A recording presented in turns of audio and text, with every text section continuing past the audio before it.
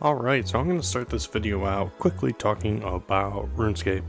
Haven't uploaded a video in like 2 years now. I have played, I did do Coliseum, did do some Delve, did Remax when Saturn came out. I think we'll have a new RuneScape video out soon-ish, but until then, enjoy this video here about the games that I played in 2025.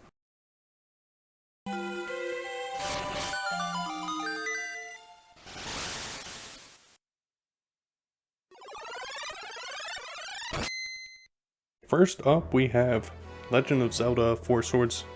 This was a super fun co-op game that I played with Rob at the very beginning of the year. It's not the first game I played this year, but it was the second. We'll talk about Cold Steel 3 when we get there. This game starts out with that super charming Minish Cap GBA style that they went with, the classic Zelda music flowing in everywhere. This game was also so much fun that we ended up doing another playthrough very close to the end of the year with Pessy, making a 3-player game, but we all know that this game was all about gathering them sweet rupees and capping out and getting number 1 at the end of the level.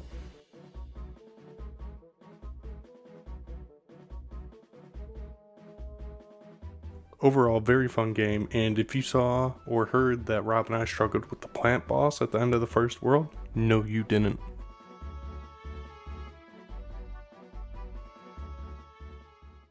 Well. Now where do we start with this game here? Infamous. Infamous is a good way to put it. I ended up playing this game as part of my randomizer wheel. I built a little physical wheel that I can spin and help me choose what games I will actually play and help get through the backlog. This was a game that Cotting from the Discord seemed to really enjoy in the past, and I picked it up when I saw it for a couple bucks at a game store. And to be quite honest, this game was just okay. I remember the story being about as serviceable as it gets, and just a generic revenge plot. I did struggle with giving a shit about the morality system. I mean, I just went the goody two-shoes route, so maybe that is part of that, but I'm not entirely sure how much it really impacts the game. The graphics really scream like super early PS3 with all its muted and muddy textures and colors, mostly being brown.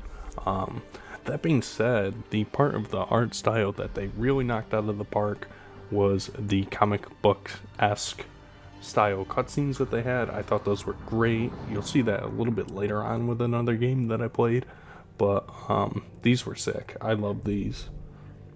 I have heard that the second game is quite a bit better than the first, so maybe I'll give that a shot in the future if I find it for cheap. We'll see. Who knows? Infamous was okay.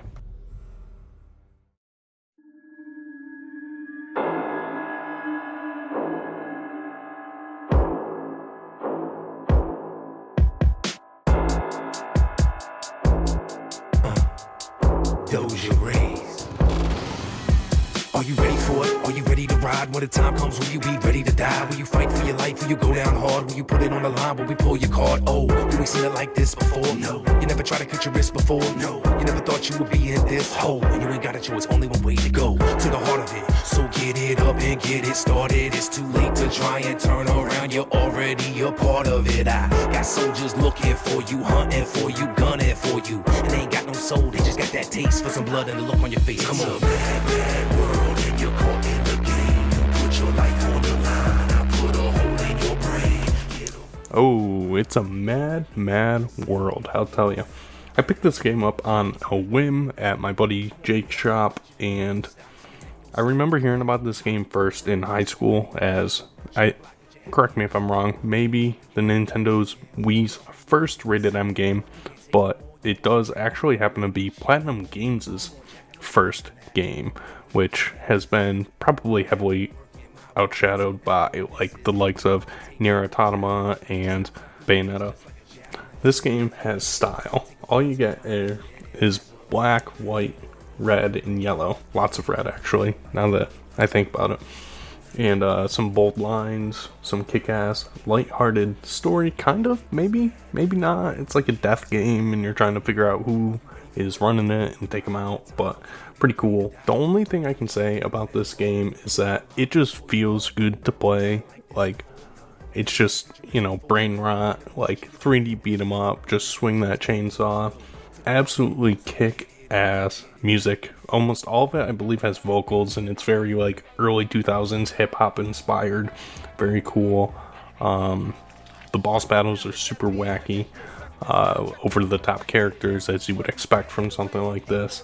There's these really funny, like, a pair of very crass commentators that commentate over everything you do, especially in boss battles and stuff like that. They'll spit out lines.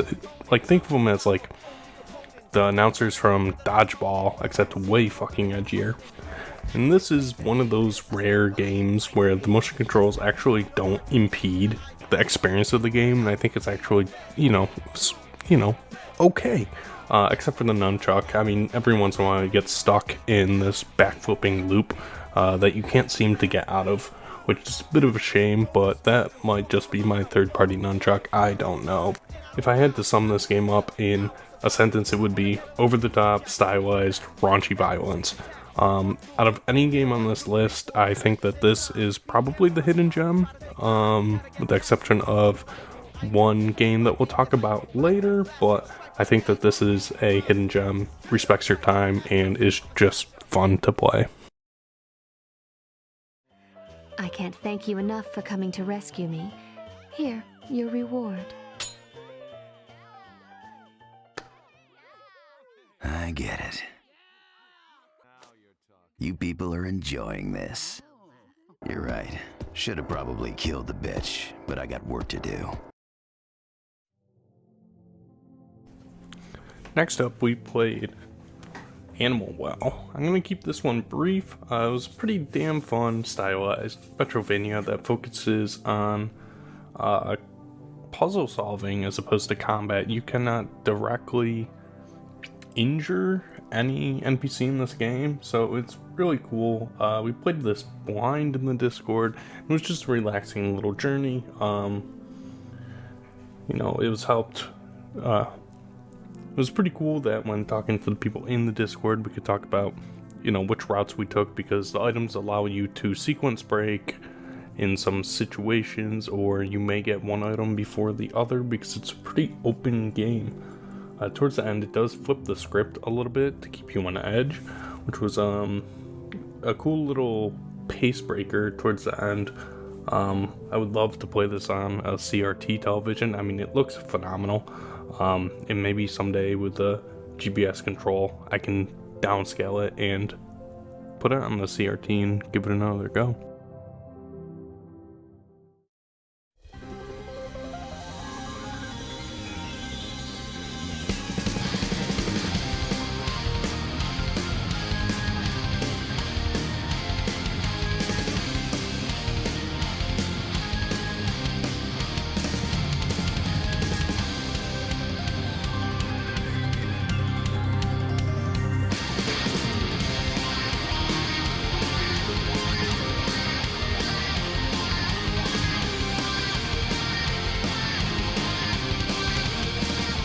Motherfucking bump combat, baby. This game was sick, except for grinding from level 1 to 2. My ass did not know that you could just stand in the field and regen your HP there, so I walked back and forth to the nurse to heal up, but, had to do it twice too after a game crash. This game really does make you realize how far the ARPG genre has come, but it's still super fun, and asks you for quite a bit of precision given what you can really even do, which is just run into an enemy. The most interesting part about this game, and its sequel actually, is that you hit the level cap basically, and then you spend over half of the rest of the game, or actually just half of the game, at the final dungeon, in this case Darm Tower. Dark fact, the final boss is a rough son of a bitch. The story is here, but Adol just loves adventuring, and he doesn't really care about what else goes on, and if he's gonna be that way, I think I'm gonna be. Why not, right? Might as well roleplay as your character. That said, the story of Ys and its separation from the world and Darm Tower is actually flushed out in East Origin, which I played about 2 years ago, and it was really cool to see how they line up to each other and how they go forward. Also, one last thing to mention is that the music score is crazy. They had no right going that hard, and on top of that, they stole the Super Metroid item sound. But we'll talk about the sequel maybe later.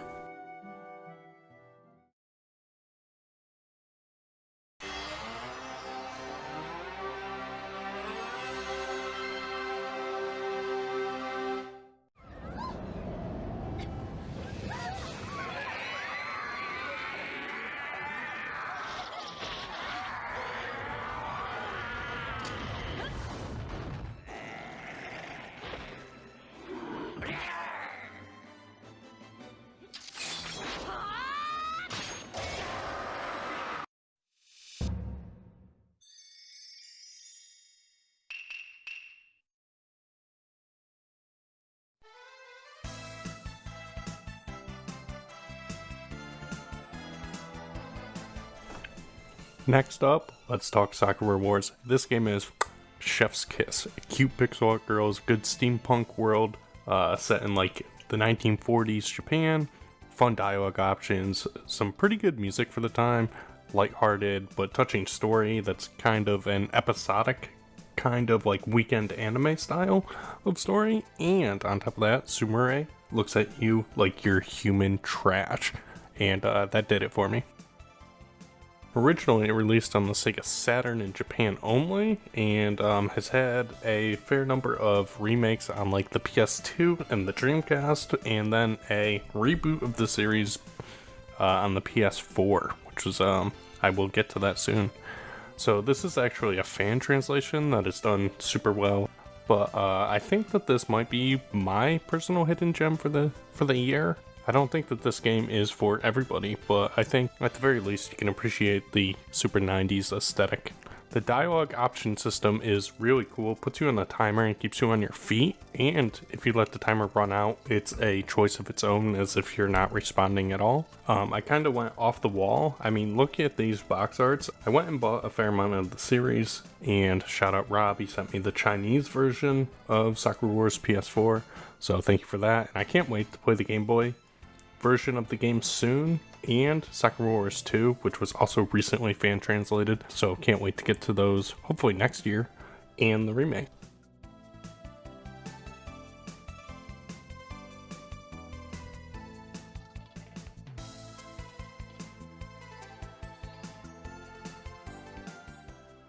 Also, why don't we take a look at Sumire? She is an angel, she can do nothing bad, no harm ever, a perfect girl, no doubt.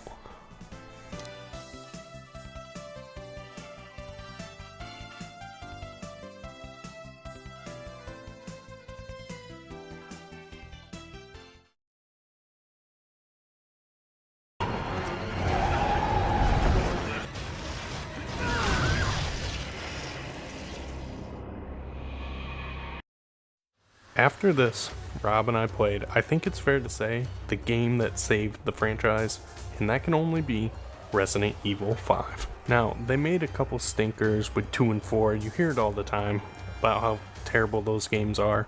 Resident Evil 5 is a return to what made the series great. You got zombies on motorcycles doing wheelies, you got stealth bombers flying into volcanoes, very grounded, very real life. I really appreciate that. Shout out to Chris for having the biggest biceps I've ever.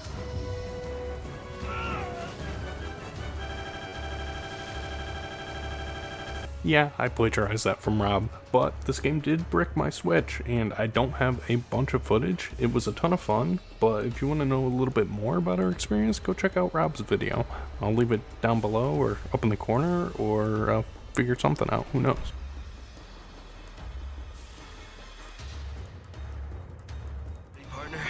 Locked and loaded. Suck on this, Wesker. Well, time's up, you son of a bitch.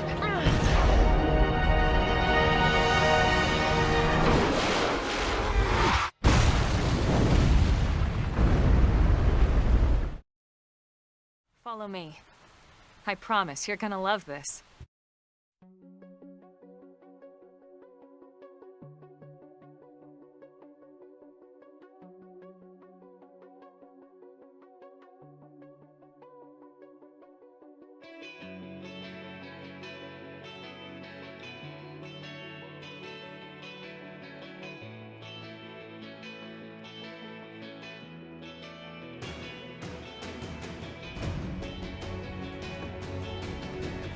Next up, we have my game of the year, and honestly, it can only be from one series, and that's the Xenoblade series, and this is Xenoblade X Definitive Edition. This is my style of game. Big ass open world JRPG, an amazing soundtrack made by Sewano, a super complex narrative. Wait, no complex narrative in my Monolith Soft game? What the hell is this? Yeah, it doesn't have one. You end up playing as a bunch of human colonizers, for lack of a better term, who had to flee Earth and now have landed on Mira and are trying to fight your way into being able to live here. This game makes you feel like a small fish in a new ocean, not a pond, an ocean. I originally picked this game up for the Wii U and the console itself shortly after I finished Xenoblade 2. But I held off after the announcement for Xenoblade 3. I figured that this game was going to come to the Switch, and it did. Let's talk combat. Xenoblade 2 is still the best, in my opinion. And Xenoblade X has a slightly evolved version of Xenoblade 1's combat system, especially with the overdrive being a much better version of chain attacks from Xenoblade 1. This is frankly just Xenoblade 1's combat system on crack.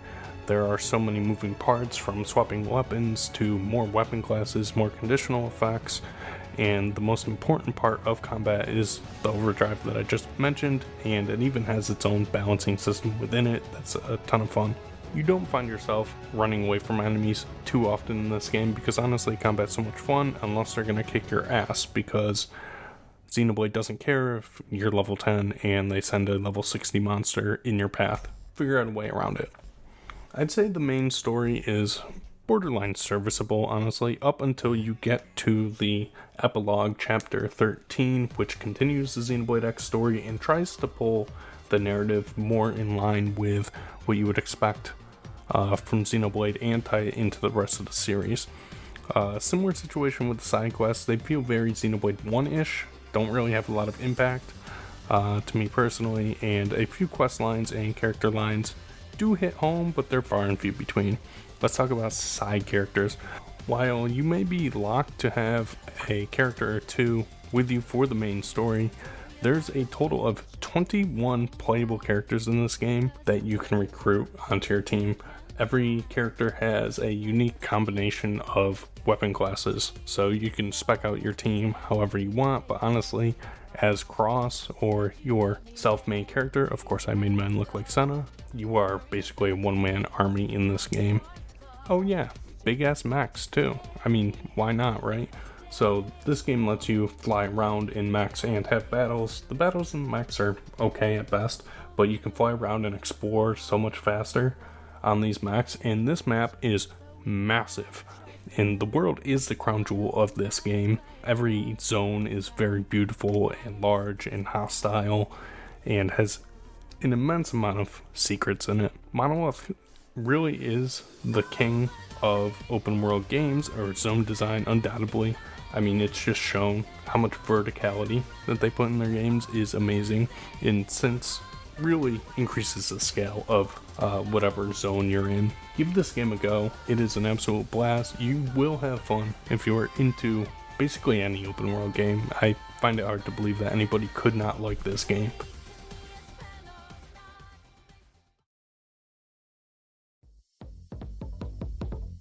Neon White was next for us. We played this in the Discord, and this is probably the best game that I played this year, if you know what I mean. This is just super fast-paced action platforming with a touch of I'm gonna put a bullet in my skull, metaphorically speaking, of course, character interactions. Everything just feels right. The way that they feed you new ideas, weapons, movements, shortcuts is just so perfect. As you can see, this is a first-person shooter platformer with the goal to get to the end of the level as fast as you can and kill everything along the way. Oh, what the hell? A silver medal? Okay, we need to go again.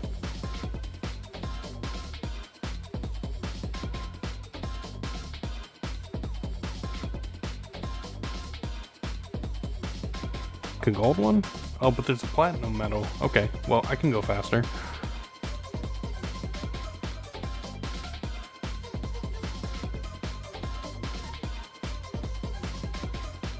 Oh, look, a little shortcut through here.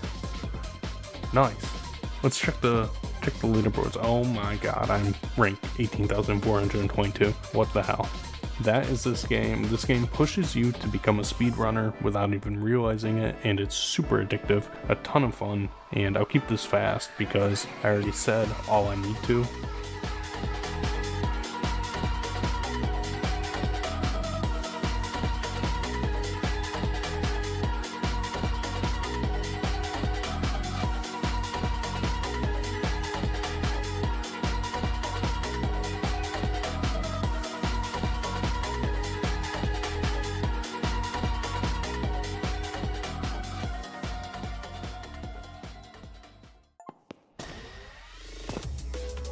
Not bad for a dead guy, huh? Bomb combat is back, now with magic. East 2 is more of the same as East 1 with the exception of the aforementioned magic system, so when you're bumping around you can also cast some homing magic for a little bit of extra damage, except it's kind of weird that that's basically the only way you can kill any boss in this game is with magic until the final boss, which is very at odds with how the first game played it, but maybe they just wanted to develop East a little bit further and change its identity a little bit. Overall, this is just another adult adventure with a slight bit more story, and honestly it doesn't really matter. I didn't take any notes, so it couldn't have been too amazing. The final dungeon is just Darm Tower 2. It's longer with more puzzles and exploring, but it does allow you to leave this time, unlike Darm Tower. East 2 is like a hey, might as well. After beating East 1, why not? It's fun, and that's all that really matters.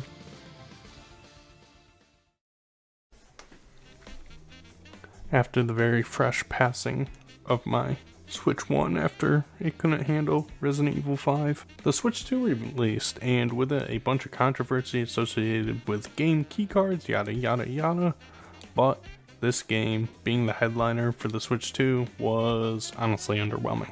It looks great and drives great, but as everybody has heard, you spend more than half the game basically driving in a straight line. The courses just aren't as fun or as hectic as a lot of the past Mario Kart games, and along with the removal of the 3 lap races online using the randomizer setting, I really honestly don't see myself playing this all too much moving forward. I would rather play Mario Kart 8 with my friends. And it's a damn shame because this game looks great, sounds great, and they just dropped the ball. I'm gonna be honest.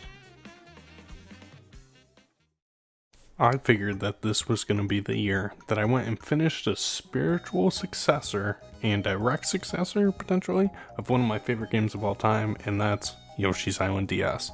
I've had this game for 15 years, and for some reason, I never finished it. As it turns out, it's not very good. I'm not sure if the OG was so good that this poor emulation of the game just doesn't hit the same, or if it is because of the levels now incorporating a lot more puzzle-like gameplay with the inclusion of the different babies, but it kind of detracts from how streamlined the original felt.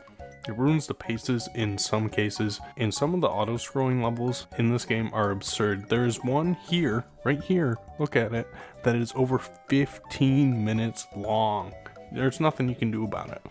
The music was also very uninspired. I am still excited to check out some of the other Yoshi's games next year, namely Yoshi's Story and Woolly World, and I think I'll try to tackle them. Next up, I started playing Mario 3D Land. This is a pretty good Mario game, but struggles with having any difficulty, especially beyond the lack of depth perception. Even with the 3D turned on, I did struggle with it. 3D Land's biggest offense to me is that it lacks world cohesion, and you get whiplash going from a water level to a desert level to a boo house. And it doesn't seem like there's much rhyme or reason as to how the worlds are laid out. I'm not sure if this is a side effect of making the game feel too portable friendly, and I kind of feel like this didn't need worlds and you could have just had a randomized button to just pick a world to play from. But overall, pretty fun game. Late last year, I ended up playing The World Ends With You Neo, and it was such a fresh experience between the music and the gameplay, it's surprisingly deep narrative and good characters, that this year I begged the Discord that we're in to play the first The World Ends With You game together. and boy, it did not miss. We played it back in October.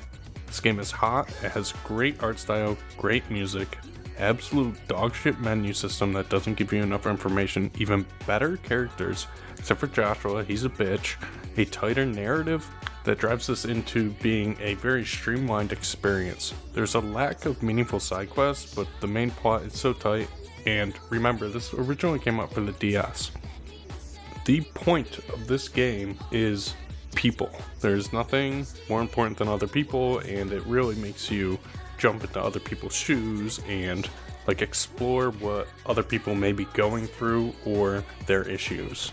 And that's what this game really tries to bring to light, especially considering the main character Neku is probably supposed to be a self-insert for a lot of teenagers that are just kind of jaded or not really interested in other people. The combat system uses a pin-based system, which are little accessories that you attach to your character, and they will have you swiping at the screen or tapping or doing some form of action on the screen, and it actually uses the Switch's motion controls, which are not very good, but honestly I can ignore that because honestly it just looks great. Like all the battles, and especially outside of battles, the comic book style dialogue and just the big bold lines, it's just in your face. This is a top tier game that respects your time, and you can probably relate to at least one of the characters in the game. The music is amazing, and if you're looking for more, the sequel, The World Ends With You Neo, is basically a better game in almost every way, except it's a little bit bloated. If it was like 15 hours shorter, being like 30 hours instead of 45, it would be amazing. Okay, so I am proud to announce that this year I completed my second Final Fantasy game, and that's Lost Odyssey.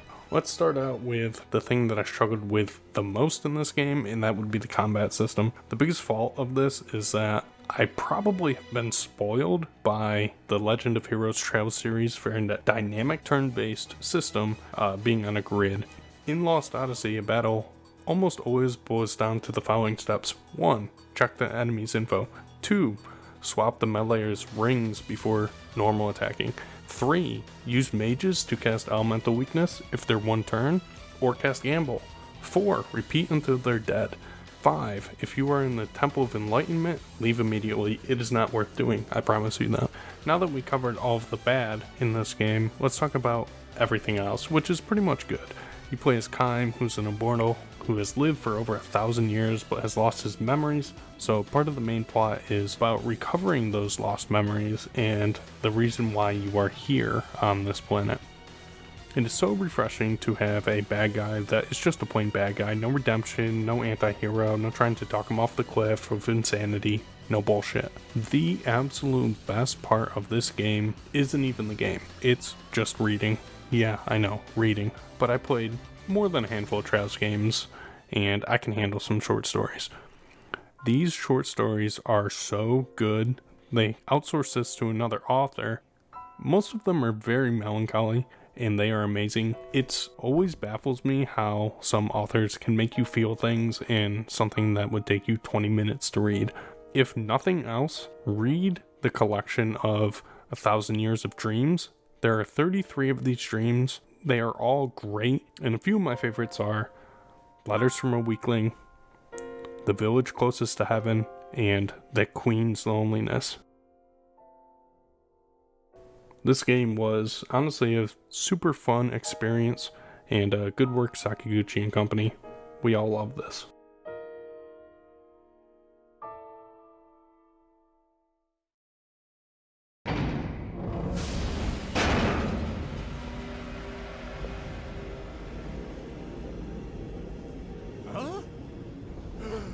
Who is it? What is this interruption?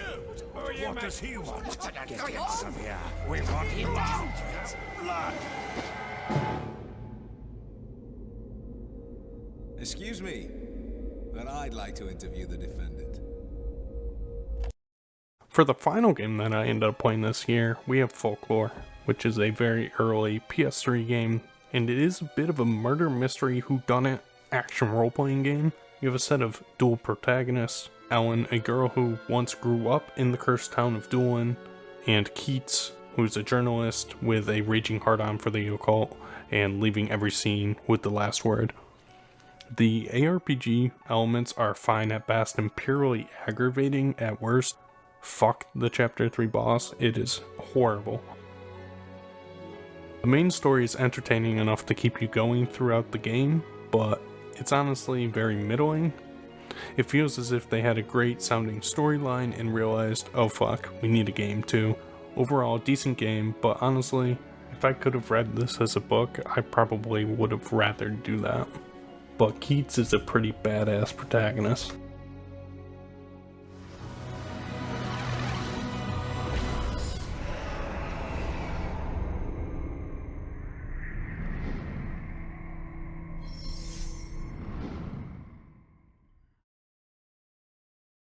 Okay, so now we're going to talk about Cold Steel 3 and 4, now that there's probably only about 3 or 4 of you here to listen to this. I am in the, at least within our Discord, the very controversial opinion that Cold Steel 3 is far superior to Cold Steel 4.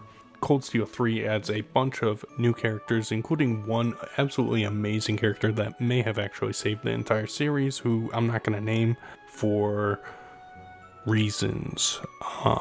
Yeah. But moving forward, I think Cold Steel 3 definitely has its flaws towards the end, which honestly I believe carries over into Cold Steel 4. I think Cold Steel 4 is okay. It is obviously the most refined version of the combat system, and for that it's very good. My problem with Cold Steel 4 is that it feels like you could have just Control-Z'd the whole Cold Steel arc, and all of my favorite moments of Cold Steel 4 had nothing to do with the Cold Steel arc nearly. Like all the moments where you get to see all the characters from Sky and Zero and all those arcs do not rely on anything that was built up in the Cold Steel arc for the most part. And I think that's where my biggest flaw comes from. And I feel like we have Reverie, and I feel like it should have been there. I think that maybe the Cold Steel arc should have ended after Cold Steel 2, maybe. I don't know. It's hard to say. I do still think that Cold Steel 3 is the best Cold Steel game, but I find making Cold Steel 4 without Cold Steel 3 just isn't possible, so you can't end the arc after Cold Steel 3. I don't know. I'm just rambling now. Yeah, that's all I've got. So thanks for coming down a walk down memory lane of the games I played in 2025. I will probably make another RuneScape video soon if somehow RuneScapers are still here. And in 2026, we'll also probably have one of these videos again, hopefully. So thanks for watching.